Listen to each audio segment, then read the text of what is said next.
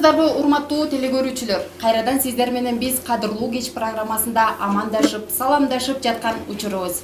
Кадырлуу кечиңиздер менен урматтуу телекөрүүчүлөр. Айтылгандай кесиптеш, бул биздин кадырлуу кеч программабыз көптөн бери экранга чыкпай, көрөрмандарыбызды сагынычына салган ишенимдебиз. Аны эмесе ушул берүүдөн кийин кадырлуу кеч программабыз үзгүлтүксүз экранга чыкмакчы. Туура айтасың. Анда биздин бүгүнкү меймандарыбыз бар. Бүгүн өзгөчө десек болот. Себеп дегенде бардыгы жигиттер. Бул жигиттерди чакырганыбыздын дагы себеби бар. Анткени алдыда 8 март майрамы келе жатат. Келиңиздер, анда бүгүн көп курдуу талант ээлери менен биринчиден таныша алалык. Аны эмесе биринчи коногубуз менен тааныштырып өтөлү. Муратбек Рыскулов атындагы Нарын музыкалык драма театрынын актёру, деги эле койчу көп кырдуу таланттын ээси Байзахов Максат агабыз. Кош келипсиз. Ал эми экинчи катарда отурган белгилүү кыргыз элине аттын кашкасындай таанымал Кубанычбек Ажыбаев агабыздын иниси бүгүн бизде мейманда. Момолдор уулу Бактыгул. Кош келипсиз. Кош келипсиз. Дагы биздин таланттуу жаш мырзабыз келип отурат. Аны эмесе тааныштырып өтөлү. Өзү дагы акын, жамакчы дагы өнөрү бар экен. Бекжан уулу Аман мырзабыз. Кош келипсиз. Кутмандуу кечиңиздер менен. Анда биз сиздерге биринчи суроо берерден алдында маанайыңыздар кандай? Жакшы, абдан жакшы. Жакшы баарыбыздыкы. Маанай буюрса жакшы, сыртта жаздагыдай маанай бардыгыбызда. Ооба да, туура айтасыздар. Ошол жаздын биринчи күнү, 8 марттагы келе жатат. Анан айтсаңыздар, жубайыңыздарга кандай белек кандап турасыздар? Баягы чыгармачылык адамдарга белек берүү оңой деп ойлойм да, себеп дегенде баягы алтын же болбосо акча эмес, жүрөктөн чыккан нерсе, Мисалы, ыр чыгарасыздар. 2 саат же болбосо жакшы бир ырды сунасыздар дегендей. Анан кимиңиздер жубайыңыздарга кандай белек кандап жатасыздар? Же болбосо экранда көрүп жатат деп сыр болуп турсунбу? Улуубуздан баштайлычы. Туура айтасыз. Сиз өзүңүз айткандай, азырга баягы бардык нерсенин эле сыр болгону жакшы болуш керек деп ойлойм. Мен сыр боюнча калсын. Себеп дегенде экрандан көрүп калсам да кызыгы кетип калат да. Туура айтасыз. Келиңиз. Бактыгул байке, сизчи катуу ойлонуп калдыңыз? Мен ушу ырыл аткарып кутулат окшойм. Колуман деле ошол эле келет. Үйдө апам, келинчегим, анан 2 кызым бар, ошо 4-өнө. Баарына кошуп туруп, 4-өнө 4 куплет ырдап берсем кутулам. Аман мырзанын көзү жанып турат. Атайын бир камдап койгон белеги бар окшойт дегендеш. Эми биз деле эл үңдүлүп катып койгон же сыр кылып койгон деле белектерибиз жок, бирок эми ар бир адамдын жеке аял келинчек эмес, алдыда эми бүткүл аял затынын майрамы эмес. Андыктан эми ар бир адамда тирүүчүлүк бул өзүнчө бир белек дейт да. Ар бир адамдын таңда тирүү ойгонгону бул өзүнчө бир белек дейт да. Анан эми ар бир аял затына бизден энеге, жалпы эле аял затына биз катып койгон бир ыр чыгарып, же кандайдыр бир жүрөктөн бир белек кыларбыз, Кудай буйрса. Мүмкүн ошол чыгарган ырыңызды бүгүнкү берүүбүздө программабызда окуп береттерсиз. Ана эми апаларга арнап бир куплет ыр айтып койсок болот, үчүлүштү кетпес керек. Келиңиз анда. Сиздин ырыңызды угуп алып, анан биз программабызды андан ары улантабыз. Келиңиз. Келиңиз. Тарттың апа бул дүйнөнүн ысыгында суугун, өзүңүзгө ырын арнайт өмүр тилеп уулуң, канчалык азаптарга кайгырбадың чыдадың, көңүлдөгү кирибизди сөзүң менен жуудуң деген нерсаттар. Кандай гана жакын сөздөр, апаларыбыз аман болсун. Бар болуңуздар да бир майрамыңыздар менен аял заты келе жатат. Анда биз ошо программабыздын жүрүшүн баягы сиздерге тааныштыруу бул салтка айланып калган нерсе. Бизде биринчиден эле бөлүктөрүбүз бар. Биринчи бөлүк кызыктуу учурларыбызды айтсак болот, өнөрлөрүбүз.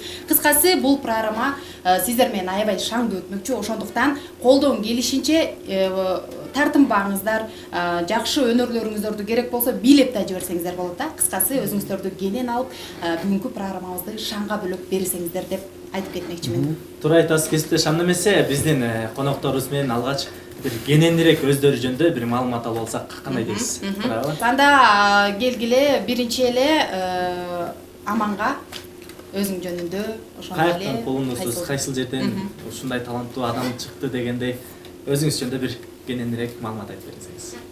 Мен өзүм жөнүндө айтсам, ушул Нарын областына араштуу алыста кичинекей Ири Суу деген айыл бар. Ошол жерде 1994-жылы жарык дүнүйгө келгем. Эми бул өнөрчүлүк жагы биздин чоң аталарыбыз чоң комузчу болгон. Анан тайларыбыз дагы мактал адам болот. Мактал алып аябай эршигет эмеспи. Ошол аркылуу чоң атабыз аркылуу берилсе керек. Көп нерселер эми баягы биздин кичинекей кезибизде эле баланын кенедей кезинде бешиктеги баланын бек болорун ким билет деп элибиз бекеринен айтпаса керек да. Кенедей кезинде эле ошол ырдагандай аябай жакшы көрчүбүз. Эсимде ушул азыр эсимде бир жаман эски майнтфон болор эле, ошону жаныма алып алып бузулуп калган. Анан кнопкалар бар, ошону чык деп басып коем, анан өзүм ырдайм. Кайра чык деп өчүрүп коем дедим, токтоп калам. Анан ушундай филактардын же болбосо башоктордун ичине башымды салып алып ырдагандай аябай жакшы көрөр элем да. Аябай жаңырап ошондон улам өнөрчүлүк ушундай келип калган. Анан биз жактан болсо аябай жакшы өнөрчүлүк айтылуу Асек Жумабаев агабыз чыккан, Асанбек Кыдырназар атабыз чыккан, ошол комузчу. Жакшы ошол кишилердин жолун жолдоп биз дагы эл адамы болуп келе жатабыз десем. Сөзүңүзгө аракы багы өзүңүз жаш болсоңуз дагы мынакей көптөгөн таланттарды эс болуп олтурасың. Анан айтсаң, сен өзүң азыркы учурда эмне менен алектенип турган учуруң? Азыркы учурда бир аз чыгармачылыктан алыстап жүргөн кез. Себеп дегенде эми турмуш деген адам баласын ары калча эткен, бери калча эткен дегенде. Анан Кудай буйрса эми чыгармачылыкка кайтып чыгармачылык иштеп жаткан кез. Азыр деле кеч эмес тура. Азыр деле эми азыр чыгармачылыктын эч кандай кеч. Ооба, туура айтасыз. Эч качан кеч болбойт чыгармачылык. Бирок бир чыгармачылыкка бир келгенден кийин ошондон кийин толук сүңгүп кеш керек. Айтылат экен, чыгармачылык бул сен сүйүп калган жакшы аярдай дейт да, адам айындай дейт. Сен анын көңүлүн бир калтырып кетип калдың да, кайра барсаң ал сени кабыл албайт. Туура айтасыз. Келиңиз анда Максат байке менен дагы жакыныраак таанышып алалык. Мен болсо арында төрөлгөм. 1983-жылы төрөлүп, өзүңүздөр билесиздер, эмгекчил айылында чоң ойуп, ошол жактан жайлоо коюнунда өскөн жигитмин. Ошо жайлоодо жүрүп, ошол жаныбызда бир байке бар болчу, ошондон комуз үйрөнүп, кошуна байке айылда жүргөндө. Анан ошондо негизи бул адамдын өзүндө талант, баягы айтылып коет экен, 1% талант, 99% эмгек депчи. Анан ар бир адамда талант болсо керек, анан бирок өзүнүн бир шыгы болот экен адамда. Анан ошо жаныбыздагы кошуна байкеден үйрөнүп, анан улап кеттик ошо менен. Анан ошо боюнча айылда ошол жакшы, ошо жайлоодон өзүбүз ак чөлмөк ойноп балдар болуп. Анан ошо ак чөлмөктө дайыма ошол отуруп алып, кээде ырдачыбыз, ошондо комуз менен отуруп алып ырдап. Анан ошондо арабызда кээ бирөөлөр айтып калчу, сен ырдайт турбайсың, ырдап же бир окугайсыңбы искусство жагынан деп айтып калышчу да. Анан бул кесип негизи баягы эмгекчилик суусунан ишкендикпи же мүмкүн ошондойдур, эмгекчилден көп таланттар чыккан. Мисалы Жеңишбек Токтогулбеков азыр Жумакадыр акыныбыз. жана ошондой эле Асель Турдалиева көптөгөн таланттар чыкты. Жана азыр жакында өтүп кетти, Руслан Жумабаев деген кандай чоң комузчу байкебиз бар. Анан ошонун суусун ишкенемби же өзүмдүн айтып калсак, ошо чоң энем ырдачу, илгери Сакипа Чечебаева деген нерсени билесиздер да. Ошонун дос кызы экен, экөөбүз да жери да бир экен, ошо дос кыз болуп экөө театрга келип ырдап. Анан ошо ырдаганда экөө тең чогуу өтүп кетиптир сынактан. Анан бирок ошол чоң энемдин төркүндөрү артист болбойт, артист талаалап эле жүрө берет. Болбойт, артист кыз кишиге болбойт деп чыгарып коюпту. Мүмкүн ошол чоң энемден калган талант болсо керек. Анан эми куш деле таланттуубуз дейбиз, бирок эмгек кылыш керек. Бул талантка ким айткандай аракет кылыш керек. Анан ошол аракеттин берекетин көрөт экенсиз. Эми аганы көрүп инесет дегендей эле мына аттын кашкасындай таанымал кыргыз элибизге Кубанычбек Ажыбаевдин иниси Бактыгул байке. Сиз өзүңүз жөнүндө ушул аганы көрүп инесет дегендей эле сиз ушул Кубаныч байкеден көрүп, ушул Кубаныч байкенин артынан жүрүп ушул комузду кармап ырдаганды үйрөнсөңүз керек. Ооба, мен 1986-жылы Нарын районуна караштуу Эмгек Дала айылында төрөлгөм, Чабандын үй бүлөсүндө. Ата энебиз чабан болчу, 6 бир тууганбыз. Ошолордун 5-чиси мен 3 эркек, 3 кыз. Эркектердин ортончусумун. Ата-энемдин колундагы баламын. Анан эч кандай билимим да жок бул музыка жөнүндө. Жөн эле өзүмдүн эле Кудай таалам берген талант. Жапайы талант да, билим жок. Анан комусту үйрөнүп калган себебим үйдө бир комуз бар болчу, ошол Кубаныч Ажыбаев үйрөнгөн комуз. Негизи таекелерибиз комуз чирдет. Бул ырды болсо атам, апам экөө тең ырдашат. Анан ошол Кубаныч байкем үйрөнгөн комузду анан кийин ал окууга кетип, ал үйдө калган. Анан ошону улам күүлөй элбай мен дагы бул аман айткандай фляка башын салып алып ырдачу дегендей мен дагы ошо комузду кармап алып элестетип ушинтип ырдап атып эле анан өзүм ушу үйрөнүп кеттим. Эмне болуп үйрөнгөндө өзүм дагы таң калып калдым да кайра. Талант, Кудайдын берген талант эмеспи? Караңыздарчы, мыкты ушундай талант ээлери айыл жергесинен чыгат, Ааламга жол айылдан башталат эмеспи? деген туура, Келиңиздер, анда бул программабызды шаңга бөлүп алалык. Биринчиден гана кимиңиздер ырдап бересиздер? Келиңиз эми биздин улуу дейли десек деле сиз экенсиз, анан сулуу деле десе сиз экенсиз. Аттар бериңиз. Келиңиздер эми жалпы айымдарды уттуктап, Сагынам аттуу Муса Баевдин чыгармасын аттарып берейин. Кабыл Улуу, сулуу, ак жумалуураак сиз экенсиз.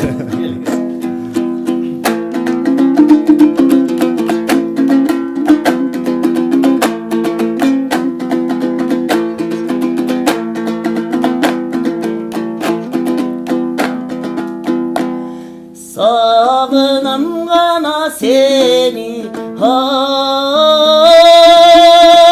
oylan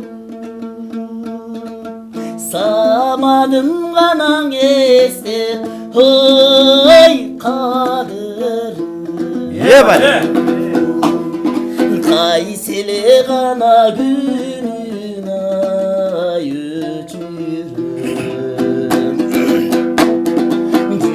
öptün gana tüygün oy hi ay canım ay canım. Yep bereketli.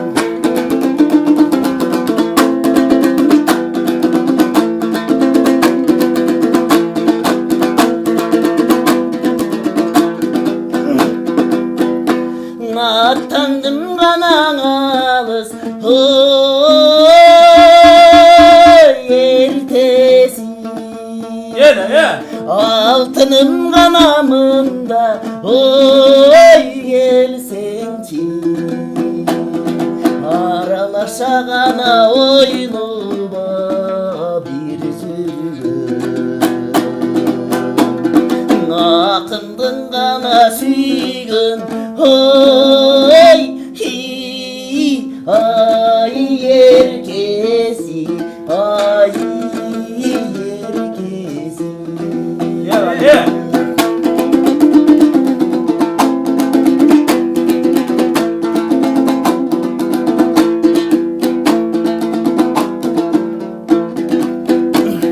Ay tamın kanatilim oy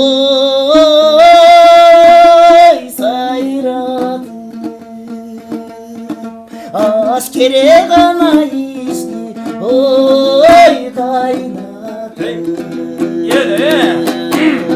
ayrımda kana amanı var degen arkarday kana gözün oy hi ay caynadı ay caynadı. Yep bereketli. Aylımda kanamanı var degen arkarday kana gözün oy hi ay caynadı ay caynadı.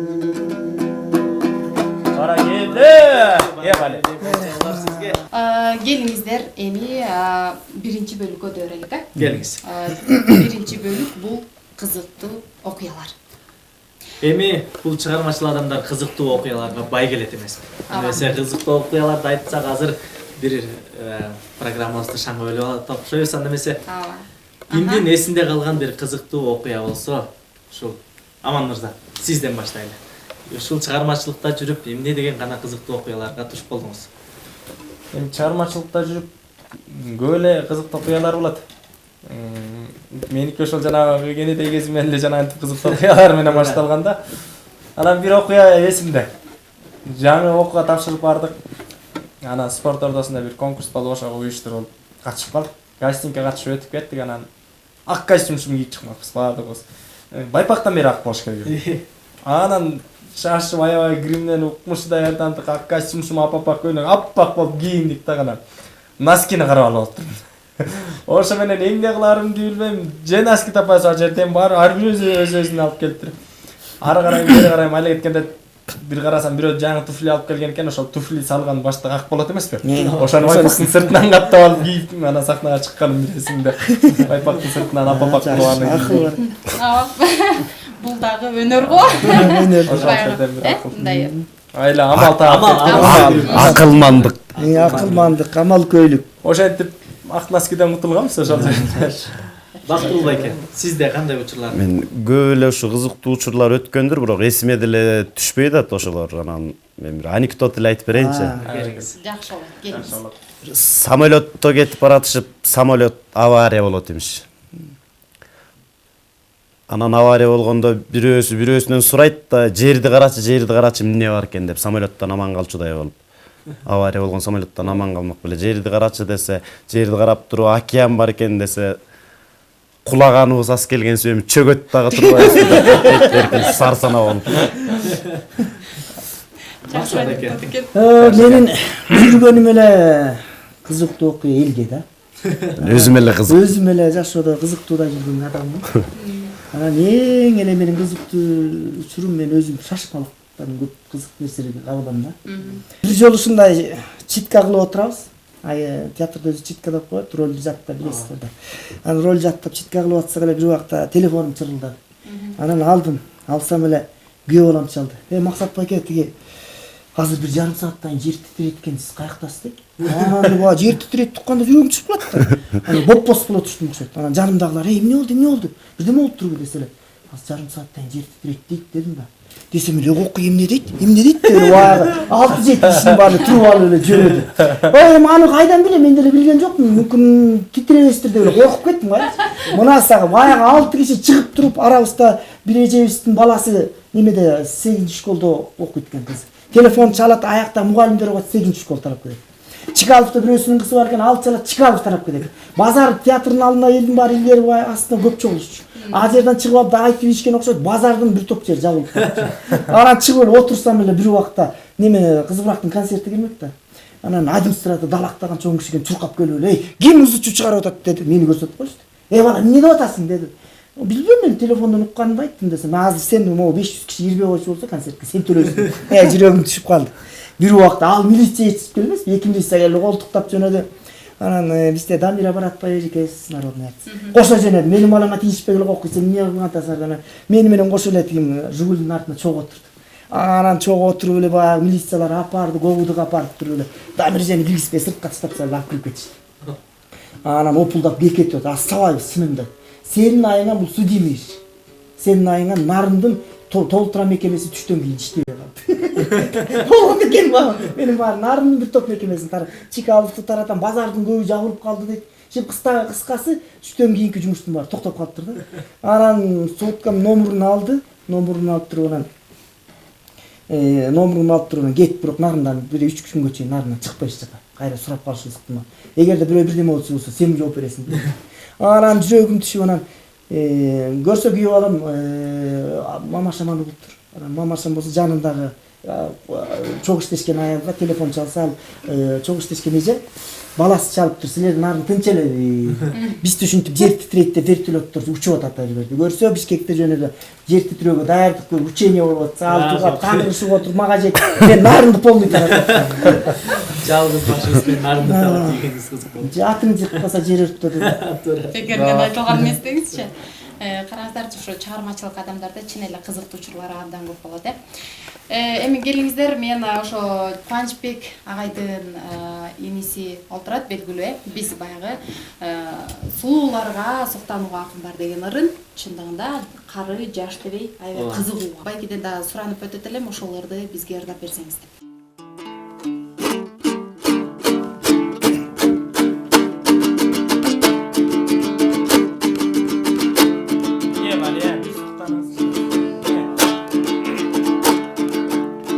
Sululardı göçelerden göpkörüm, Suktanamın gözelekten ötkörüm. Cılmangdayımın barısına tişip, Cirmamda men mınçalık göppөгüm. Şektenbesin görüp bilgen jakındar, Şerikteşim mende da var asıl jar. Survallam çeçekeyin deseng da, Sulularga suktanuga yakın bar. Sulularga suktanuga, Sulularga suktanuga yakın bar. Ulum çaştı göçelerden göpkörüm, Tolkup taşıp oşol zamat özgörüm. Ulukkandı surabağın aytpagın, 30 yaşta men mınçalık göppөгüm. Şektenbesin görüp bilgen jakındar, Şerikteşim üyümdü var asıl jar. Survallam çeçekeyin deseng da, Sulularga suktanuga yakın bar. Sulularga suktanuga, Sulularga suktanuga yakın bar.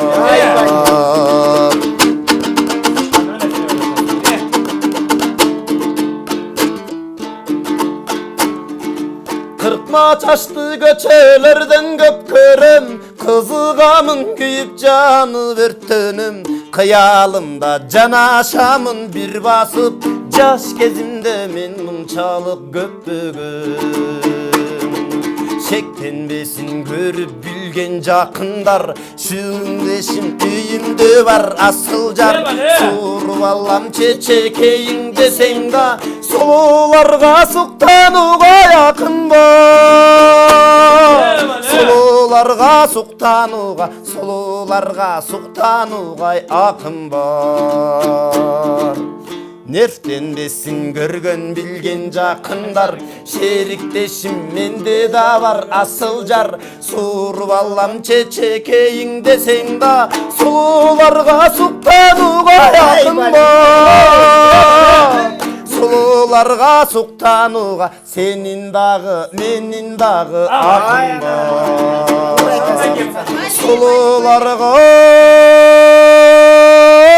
suktanuga, Sulularga suktanuga akın bar. Ay barakeldi. Үнүңүзгө береке. Бактыгул байкени ырдатып эле олтургум келди. Келиңиз, анда Бактыгул байке, мен сизге суроо бергим келип турат. Мынакей камчы Кубанычбек агабыздагы баягы эл жүзүндөгү эл тааныган адам. Анан сахнанын жүзү десек болот. Сиз эмне үчүн ошол агайдай болуп баягы сахнаны тандаган жоксуз деген суроо бергим келип турат. Же болбосо баягы алдыда пландарыңыз барбы? Жок, алдыда планым деле жок. Ал сахнаны тандабай калганын себеби, мен өзүбүздүн атабыз, өзүмдүн атам. Чоң атамдын ортончу баласы. Анан ушул чоң атам ошо ортончу баласынын колуна алып калыптыр. Анан атам дагы ошо атасынын жолун жолдоп, бизде салт ушундай деп, мени да ортончу балам багат деп мени алып калган. Анан Кубаныч байкем да өзү да кичирээкесинен ырга менден дагы шыктуураак болчу. Ал дагы филяка башым салып ырдайм дегендей кашыкты мындай чыныпыныга чапкылап атып ырдап ошентип жүргөн. Анан ал өзү эмгектенип кетип калды. Биз ошо 3 эркекпиз деп атпайбыз, үчөөбүз 3 бөлөк жашоодобуз. Баарыбыз эле ырдаганыбыз менен ал Кубаныч байкем ушул сахна тармакта, маданият жагында. А мен болсо айылда дыйкан чарба, кичүү инибиз болсо военный, аэропортто ОПКда иштейт. Анан сизди дагы ошол айылда мүмкүн келип ырдап бер деген тойлор болот. болот, анда тууган уругубуз, тең туштарыбыз, ошо айылдаштар чакырып, азырда той торопо да көбөйбөдү, анан куда тосушуп, ырдап. Тамадалыкта кызмат кылып ийсиз. Тамадалык деле кызмат кыла албайм, негизи ошо көп сүйлөй албайт окшойм мен. Өсүмдү кийинчерээк байкасам. Байкап калдым. Байкап калдым, ошо көп мындай жамакташтырып сүйлөй албайм, анан чоңураак, улуу мундагы кишилерге көп сүйлөп мындай тамадалык кыла албайм, анан өсүм теңдүүлөргө сүйлөмүш этем да кичине. Кудайдын берген бир талантты карасаңыз, тил жагынан бербесе дагы үн жагынан берип койду, э? Кубаныч байкебиз болсо сахнада жылдыз жанып болсо, Бактыгул байкебиз айылда жылдыз жанып аткан турбайбы, той торопунда. Жакшы. Чын деле менден улуу байкелерим экен, аккан арыктан суу агат деп деле ар бир адамдын негизи эле абалкы элибиз ата бабаларыбыз бекеринен айтылган эмес да, мен төмөндө айтып кеттим го, аккан арыктан суу агат депчи. Ар бир үйдө сөзсүз бирөө болсо, анан ошонун артынан эбиттен себеп болуп, ошонун артынан бир жөндөм болуп, анан бир нерсе чыгат, же талант чыгат, же бир өнөрпоз чыгат, же уста чыгат да. Анан андыктан келиңиздер, сиздерге Айтылуу Атай Омаев атабыздын жакшы чыгармаларын артап берейин. Үйдүм жамат чыгармасы болсун.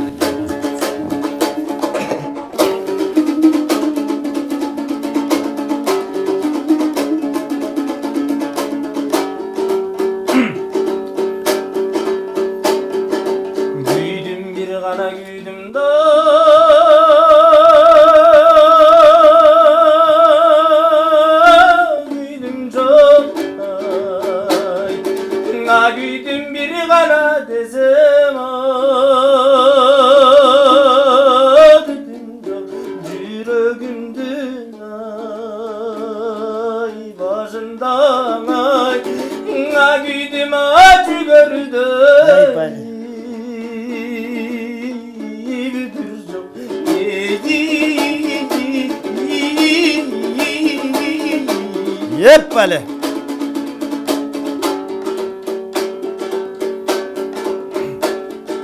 Kanjaylı bana degende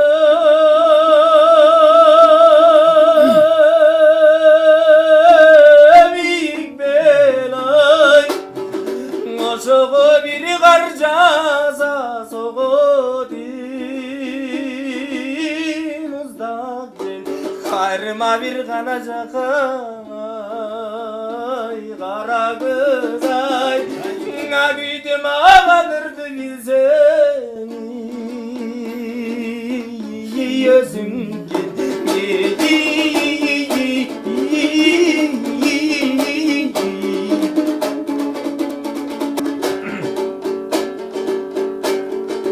Akderekte kanada bir dönü vay, Jürösün sen akçoluk salıva türlönüp, aylığına bir kanat avay, var alvay day, amen jüröm ağadaşkan taylamın dönüp,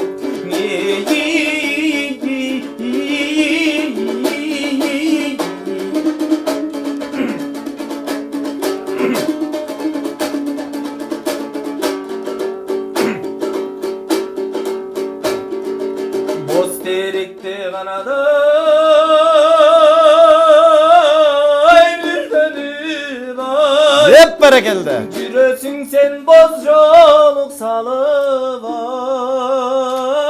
türlönüp, bol jolun bir kanat avay, var alvay day, amen jüröme bozdoğun taylan yönden.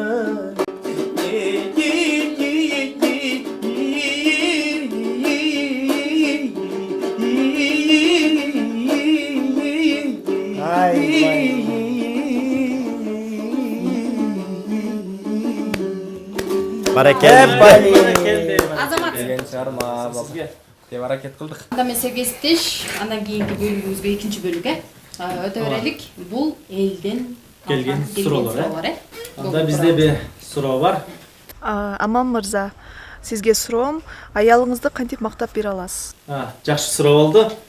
Аман мырзага экен. Аман мырза, сиз аялыңызга кантип аялыңызды кантип эркелетесиз? Ушундай суроо келиптир. Тактап айтканда, аялыңызды кантип мактап бере аласыз? Ооба. Эми дегеле аялзатын апаларды, аялзат апа, аялзат бизге эже, аялзат бизге карындаш, аялзат бизге өмүрлүк жар жубай. Буларга канчалык сөз айтсак дагы ушул аздык бар десек жаңылышпайбыз да. Баягы эненин таман алды бейиш дейт эмеспи, анан андыктан энелерге, апаларга, айымдарга канчалык сөз айтсак дагы буларга аздык кылат. Буларга ааламды элек кылсак дагы жарашат десем жаңылышпайм. Эркелеткенинче эркелеткен. Эми Жубайыңды эркелет. Айтпайсызбы? Ошо алды жакында 8-март байрамында. Токот жерин айтпай атасың. Ошонун алдын ала бир экранга эркелетип коеңуз анда. аябай бурчка такадыңар го. Ошону калбай айтпайсызбы? Эми жубайыбызды Эми эркелетчи маселем неме жаттап алайын деп коебуз. Үйрөнүп алайын да. Мүмкүн апасы деп айтабыз болду. Балдарымдын. көп учурда эмне деп эркелетебиз? Жаным деген сөздү көбүрөөк колдонобуз, Мүмкүн ошол мен Аман мырзадан ойлоп атам, мүмкүн бир өзгөчө ат менен дагы эркелеткен учуруңуз болот. Эч кимге окшошпогон. Эми эч кимге окшошпогон кандай болушу мүмкүн? Бизде сурап калат. Эми баары бир адам билет, сен мени жакшы көрөсүңбү деп сураган суроолор болот да. Анан айтып калабыз, бүттүнөн менен жакшы көрөм деп. Ал секрет окшойт сен.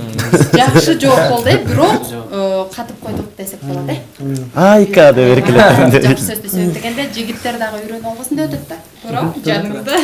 Жанында жигиттер олтурса. Андан кийинки экинчи суроого дагы өтө берелик. Экранга көңүл бурабыз. Максат иним кандайсыз? Кандык тактыга отуруп калсаңыз, элди кандай башкарат элеңиз? Бул дагы абдан жакшы суроо экен, кесиптеш. Кандык тактага өзүм отуруп калсам, Биздин тил менен айтканда президент болуп калсам. Президент болуп калсам, биринчи комуз чертип көрмөкмүн. Тамаша. Элди эми баягы неме деп айтылат эмеспи? Кандыга дай ураарда калкына жаман кас болот депчи. Анан ошондой сыңарында айтылгандай, негизи эл менен болгонго аракет кылмакпыз. Эми ким билет, башка келсе кандай болмок. Бирок элди кандай башкарсам да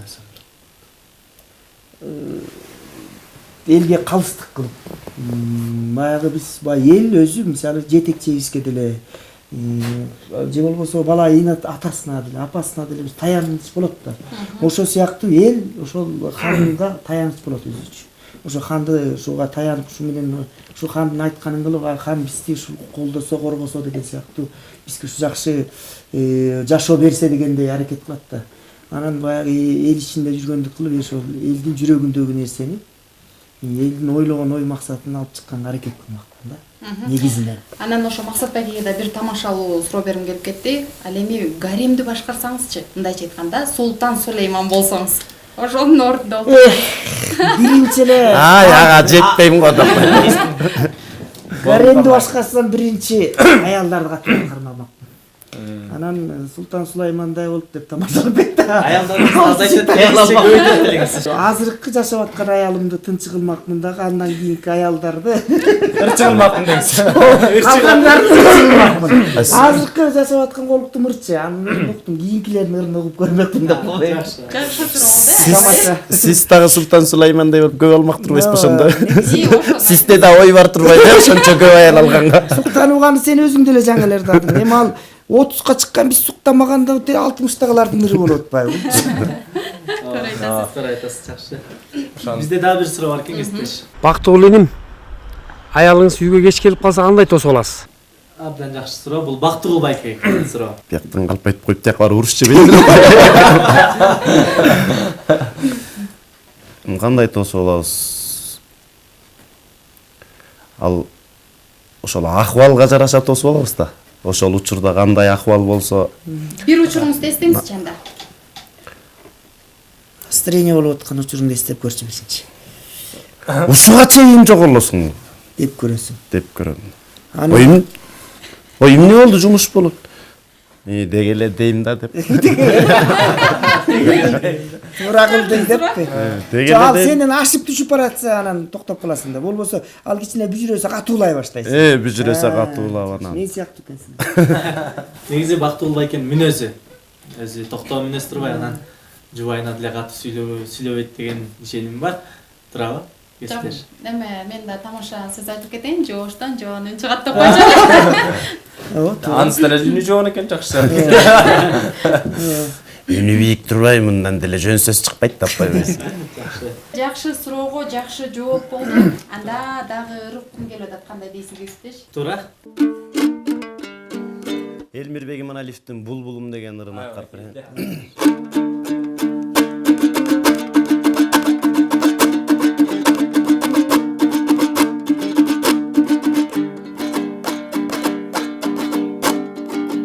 Ар кечте ар таңда боздоп сайрап, азгырып сезимди козгоп сайрап. Бир булбул булугуп келет күндө, биз жүрчүң алма бакты болжоп сайрап. Ал жактан адашып көгүм калган, ар шактан алмадай сүйүм калган. Булугум булбулдай сени жоктоп, буйруксуз сүйүмдүң эстеп алып.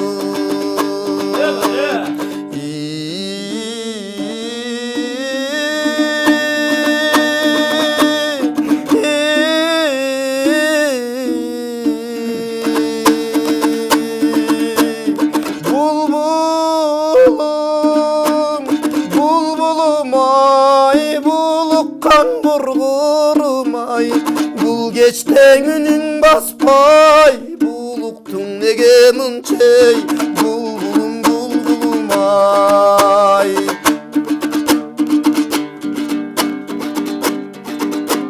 Sayraysın jaş bulbul toktobogon, jaşodo janjıgı bozdobogon.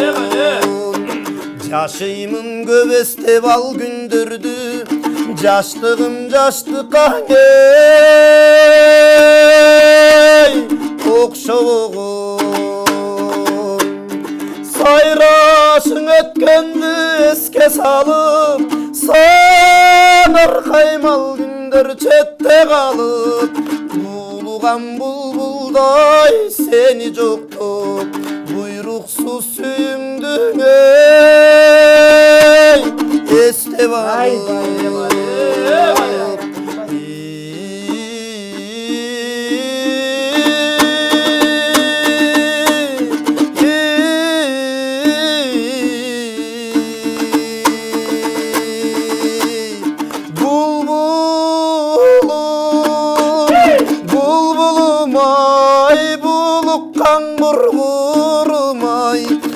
Geçten günün baspay, buluktun nege mınçey, bulbulum bulbulum ay. Bul geçten günün baspay, buluktun nege mınçey, bulbulum bulbulum ay. Bulukkan kurgurum ay. Мынакей урматтуу телегөрүүчүлөр, убакыт деген учкан куш экен. Биз сиздер менен таң атканча ырдап күлүп олтуралы дедик, бирок убакыт сааттагы өз коңгуроосун кагып калды. Кийинки берүүлөрүбүздө биз сиздер менен амандашканча саламатта туруңуздар. Туура айтасың Кесиптеш, өнөрлүү адамдар менен олтурсаң убакыттын кандай өткөнүн билбей калат эмессиңби? Биз сиздер менен коштошпойбуз телегөрүүчүлөр. Анда эмесе кийинки берүүбүздө көрүшкөнчө сак саламатта туруңуздар. Кадырлуу кечиңиздер менен.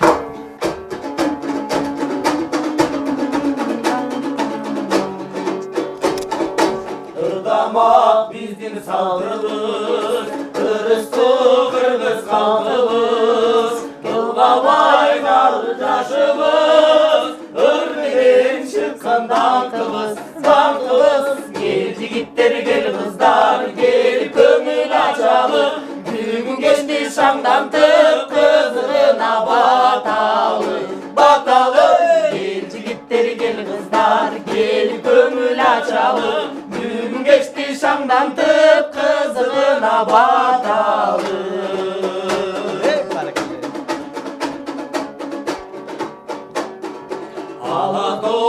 біздің жеріміз, ақ қалпақ қырғыз еліміз, ырақат алып өрмелеп, ыразы болып кетіңіз, кетіңіз. Кел жігіттер, кел қыздар, келіп көңіл ашалып, бүгін кешті шамдантып, қызығына баталып, баталып. Кел жігіттер, кел қыздар, келіп көңіл ашалып, бүгін кешті шамдантып, қызығына баталып.